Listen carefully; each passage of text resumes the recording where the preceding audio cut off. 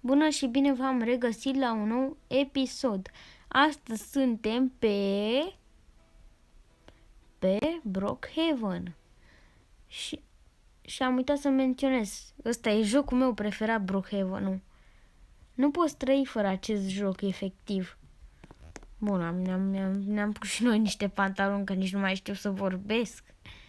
Nu mai știu pe ce limbă se vorbește și pe ce limbă nu se vorbește. What? Stai puțin, părul ăsta are codiță în spate? What? Eu care credeam că părul ăsta e gen doar așa un cerc mare și niște breton, așa că așa. Că uitați-vă și voi, dacă vă uitați aici la păruri. Dacă vă uitați la păruri. Stați că mergem așa. Nu vi se pare vouă că ăsta n-are codiță în spate?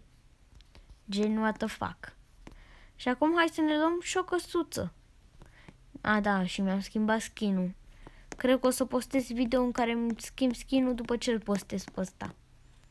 Ne luăm o căsuță, frumos. Aici, o dita-i mai căsuța. Jmecheră și ea.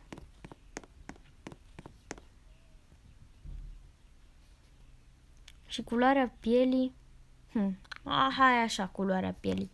Să fie așa culoarea pielii. Bun, acum ce facem pe acest joc minunatis de Fantastics.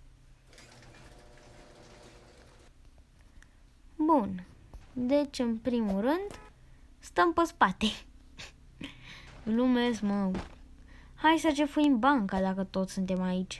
De obicei îmi fac roleplay cu prietenii pe jocul ăsta, dar dacă n-am prieteni pe Brookhaven, nu e vina mea, gen, știi?